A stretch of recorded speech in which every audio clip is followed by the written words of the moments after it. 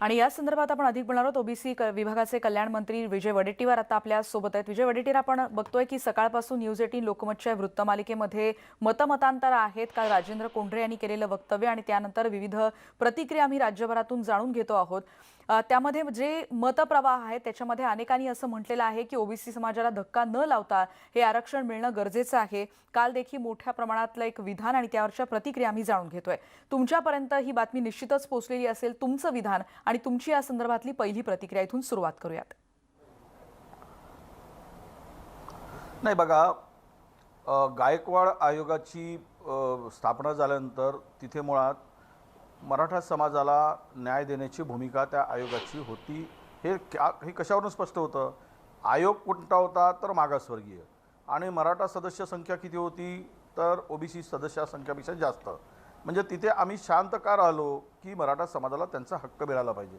नाही तर त्याच वेळेस विरोध झाला असता गायकवाड आयोगांना की मराठा सदस्यांची, मराठा समाजातील सदस्यांची संख्या ओबीसी सदस्यापेक्षा जास्त कशी, आणि तो मागासवर्गीय आयोग कसा। पण त्यावेळेस सगळ्यांची भावना होती की मराठा समाजाला आरक्षण मिळालं पाहिजेत आणि विशेष आरक्षण त्यांना दिलं गेलं पाहिजेत, ही भावना होती। त्यानंतर त्यांना शैक्षणिक आणि नोकऱ्यामध्ये 12% आणि 13% अशी आरक्षणाचा निर्णय झाला।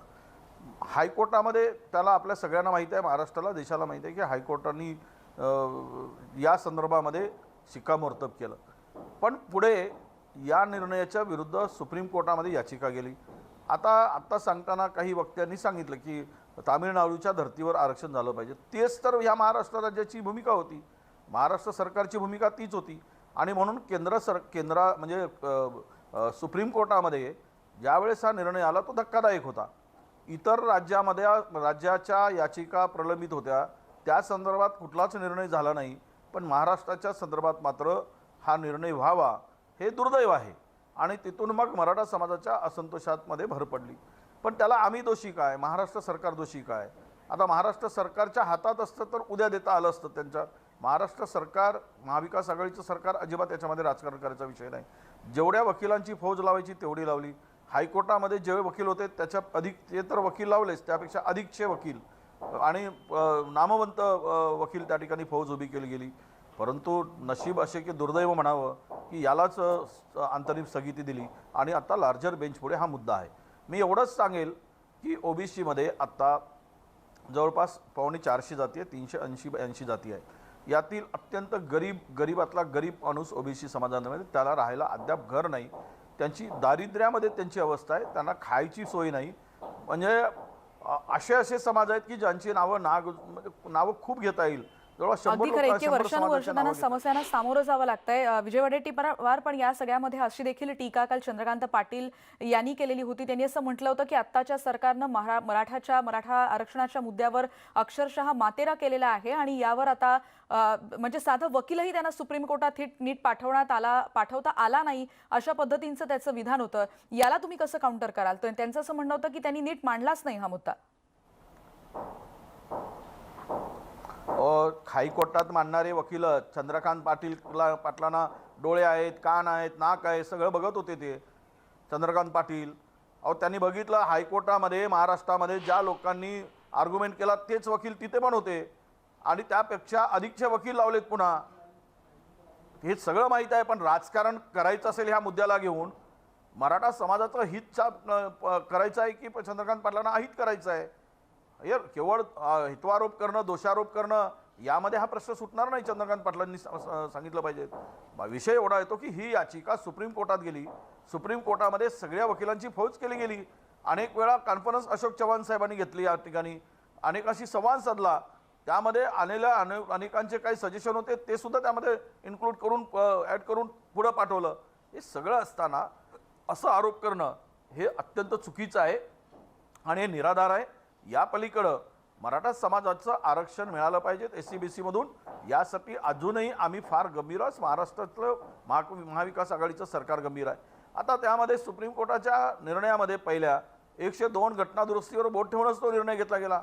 मग आपण लार्जर बेंचकडे गेलो, त्यांनी सांगितले ते वकील आम्ही लार्जर बेंच पुढे लावायचं ठरवलं। तुम्ही सांगा की वकिलांना लावा, त्या वकिलांना तिकडे उभं करू, त्यामध्ये कुठेही महाराष्ट्र सरकार मागे हटणार नाही.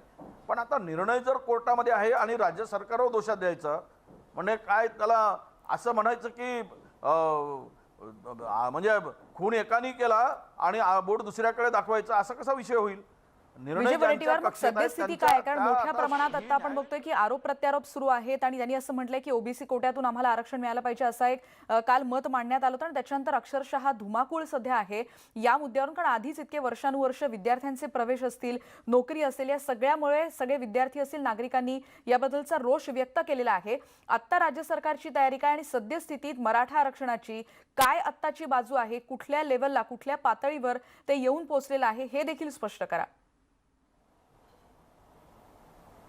नाही बघा, आपल्याला सांगतो, एक मंत्री म्हणून जबाबदारीने सुप्रीम कोर्टामध्ये लार्जर बेंच पुढे आता हा विषय आहे.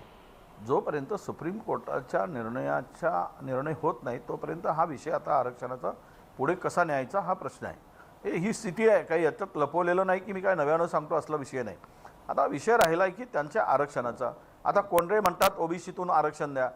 पहिल्याची ते मारामार आहे, 382 जाती आहेत, शेवटच्या माणसाला इथेच न्याय मिळत नाही आणि ते पुन्हा त्याच्यामधून आमचं मत असं आहे की मराठा समाजाचा हक्क डावलू नका, त्यांच्यावर अन्याय देऊ नका. त्यांना स्वतंत्र आरक्षण दिलं आहे, ती न्यायालयीन लढाई आहे, प्रक्रियेमध्ये आहे, तो लागेल. तोपर्यंत ओबीसीच्या आरक्षणाला धक्का न लावता, धक्का लावू देणार नाही, ही भूमिका कोणी मांडली होती?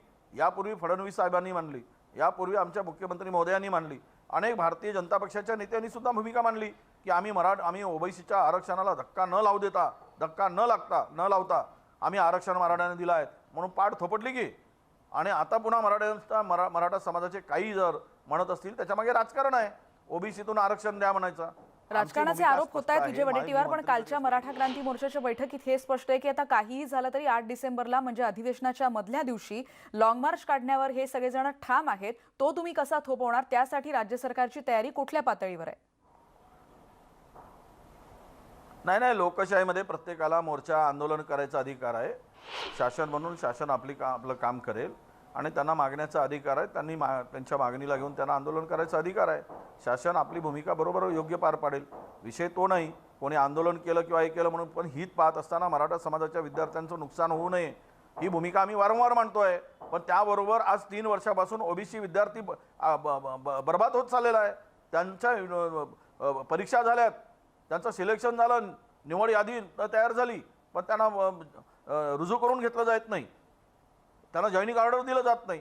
आजपर्यंत आता 16,000 विद्यार्थी आहेत, यामध्ये मराठा समाजाचे सुद्धा 2-2,500 विद्यार्थी. अगदी खरंय, सगळ्या समाजातले विद्यार्थी आहेत विजय वडेट्टीवारजी. कारण आम्ही काही वेळापूर्वी जेव्हा काही नेत्यांशी बोललो होतो त्यांनी असं म्हटलं होतं की यामध्ये राज्य सरकार कमी पडतंय आणि समन्वयाचा अभाव आहे, असं देखील त्यांचं म्हणणं होतं. म्हणजे अशा वेळेला जेव्हा इतके तीव्र वाद ओढवतात, त्यांनी असा देखील मुद्दा मांडला होता की दोन्ही गटातले म्हणजे दोन्ही नेते जर चर्चेला सरकारने बोलवलं तर आपली बाजू त्यांना ठामपणे मांडता येईल, असं देखील त्यांचं म्हणणं होतं. मग त्या दृष्टीने राज्य सरकार काही प्रयत्न करणार आहे हा वाद शमवण्यासाठी? हे बघा, माननीय मुख्यमंत्र्यांनी मराठा समाजाच्या 3-4 बैठका बोलवल्या, ओबीसीच्या बैठका बोलवल्या. यावर तोडगा काढण्यासाठी चर्चा झाली आणि तोडगा निघू शकतो. पण एवढंच आहे की जर प्रत्येकाने आपापल्या भूमिकेवर ठाम राहिलं, आमची भूमिका काय असणार आहे. मी पाहिलं ओबीसी नेत्यांच्या बरोबर सीएम माननीय मुख्यमंत्री महोदयाच्या बरोबर चर्चा झाली, त्यामध्ये त्यांनी तेवढंच सांगितलं की त्यांना मराठा समाजाच्या कोणाही गरीब विद्यार्थ्यांचं नुकसान होऊ देऊ नका, ही भूमिका सुद्धा आम्ही सगळ्यांनी ओबीसी नेत्यांनी मांडली. परंतु ते करत असताना गेल्या 3-4 वर्षापासून अनेक जागा रिक्त आहेत, त्या पोरांनी परीक्षा दिल्या आहेत, त्यांचं आणि MPSCची परीक्षेची तयारी केलेली आहे. रोज आमच्या ट्विटरवर 100 पैकी 90 ते लोक त्या पोरांचे फोन येतात. विद्युत मंडळाच्या आता 8,500 जागा भरायच्या आहेत. त्या जागा भरत असताना सिलेक्शन यादी तयार आहे, 24 तासामध्ये त्यांना ऑर्डर देऊ शकतो. त्यातले 850-900 मुलं मराठा समाजाचे आहेत, त्या मुलांचं पण फोन येतात. पण काही भूमिका जर अशी घेतली ताठर की नाही, जोपर्यंत हा विषय सुटत नाही तोपर्यंत जागाच भरू नका, अशी भूमिका हात जोडून आमची विनंती आहे मराठा समाजातील नेत्यांना की अशी भूमिका घेऊ नका. ही न्यायालयीन लढाई आहे, त्यामध्ये महाराष्ट्र सरकार लढतो आहे. हा वाद कुठेतरी राजकीय दृष्ट्या त्याला अँगल देऊन वाढवू नका. तुम्ही असा विश्वास व्यक्त करताय विजय वडेट्टीवारजी, पण गेल्या काही दिवसांपासून तुम्हाला असं वाटतं की एकीकडे याच मुद्द्यावरून सरकारला घेरण्याचा जास्तीत जास्त प्रयत्न होतोय? कारण काल उदयनराजेंनी देखील पत्रकार परिषद घेतली होती, त्यांनी तर असं म्हटलं होतं की फडणवीसांनी प्रयत्न केले पण त्यांना नावं ठेवली गेली. त्यांनी तर म्हटलं होतं की फडणवीसांना पुन्हा मुख्यमंत्री करा, या सरकारला काही जमत नाहीये. नाही, मला एक सांगा, उदयनराजेच्या बोलण्याला तुम्ही तिकडे इतके वर्ष झाले चॅनलमध्ये काम करताय, तुम्हाला सगळे कायद्याचं ज्ञान असेल, तुम्हाला माहिती आहे. मला एक सांगा, उदयनराजे भोसले म्हणतात की हा विषय काही आता राज्य सरकारच्या अखत्यारीमध्ये आहे. हा विषय आता कोणाच्या याच्याकडे आहे? सुप्रीम कोर्टात. मग मागच्या वेळेस सुप्रीम कोर्टामध्ये याचिका होती, जो निकाल ज्याला स्टे दिला गेला, इंटरिम स्टे मिळाला, आता लार्जर बेंचकडे आहे. म्हणजे उदयनराजेंना हे म्हणायचं आहे की जर फडणवीस मुख्यमंत्री झालेत तर कोर्ट त्यांच्या म्हणण्याप्रमाणे निर्णय देईल, असं म्हणायचं आहे का? हा निर्णय त्यांच्याकडे आहे, तर कोणी मुख्यमंत्री असू देत, शेवट निर्णय सुप्रीम कोर्टामध्ये आहे. आता हे मुख्यमंत्री झाले नाही तर सुट्टे झाले तर मग कोर्ट असा निर्णय देईल असं म्हणू शकतो का आपण? न्यायालयीन प्रक्रियेमध्ये अडलेल्या विषयाला घेऊन जिथे निराधार चर्चा होते आहे की राज्य सरकारचा त्यामध्ये दोष नसताना राज्य सरकारला कटघऱ्यामध्ये उभं करायचं काम चाललेलं आहे, हे मला वाटतं चुकीचं आहे. धन्यवाद. न्यायालयीन प्रक्रियेमध्ये कोण आतापर्यंत गेलंय? तुम्ही सरकारची बाजू मांडता आहात आणि तुमचं असं म्हणणं आहे की यासाठी राज्य सरकारचे प्रयत्न निश्चितच सुरू आहेत आणि न्यायालयीन प्रक्रिया राज्य सरकार पूर्ण करण्याच्या पूर्ण क्षमतेनं त्यासाठी तयार आहे. धन्यवाद, तुम्ही या चर्चेत सहभागी झालात त्याबद्दल. पण याच आरक्षणाच्या मागणीवर अहमदनगरमधला मराठा समाजही आक्रमक झालेला पाहायला मिळतोय. बघूयात त्यांचं काय म्हणणं आहे ते जाणून घेतलंय आमचे प्रतिनिधी साहेबराव कोकणे यांनी. बाळासाहेब, जी काय आता भूमिका महाराष्ट्रामध्ये घेतली जाते त्यावर